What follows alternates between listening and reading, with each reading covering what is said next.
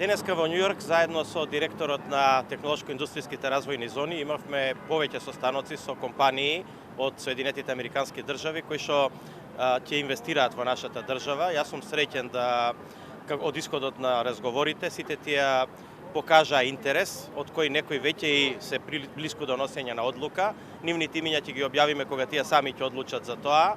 Не радува што се тоа компании од високотехнолошкиот развиен свет, односно компании кои што нема да вработуваат 5000, 3000 луѓе, ќе вработуваат помалце, значи некаде околу 300 до 500 луѓе, но тоа ќе бидат луѓе точно такви какви што сакаме да ги задржиме во Македонија. Тоа се млади интелектуалци, значи луѓе од високостручните кадри.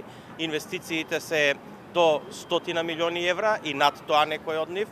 Значи дефинитивно Македонија станува земја која што е интересна за компаниите од Соединетите Американски држави. Ценам дека голем придонес во таа работа има и за членувањето во НАТО и нашите евроатлантски интегративни процеси кои што сериозно ги раздвиживме. Меѓутоа, тоа не е ништо доколку не се пресликаат во економијата. Еве гледаме дека овие сигнали од овие разговори тука што ги имавме во Њујорк и те како даваат надеж дека тоа ќе се случи.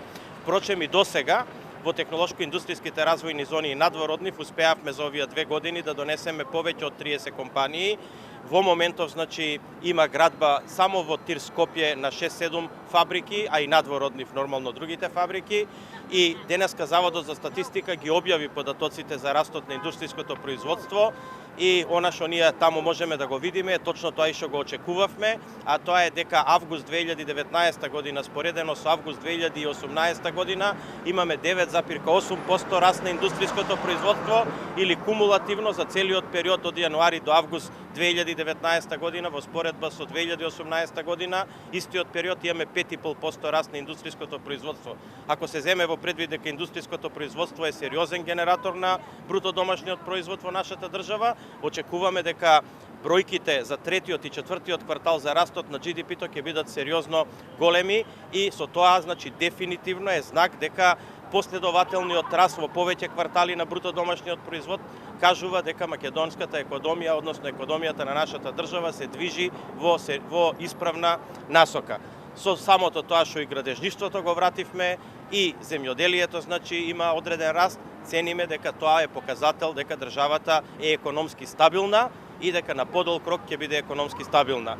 Најважно е што таа економија е генерирана од приватните инвеститори, односно е генерирана од реалната економија, бидејќи само на тој начин можеме да гарантираме дека ќе има оддржливост на растот на економијата на подол крок.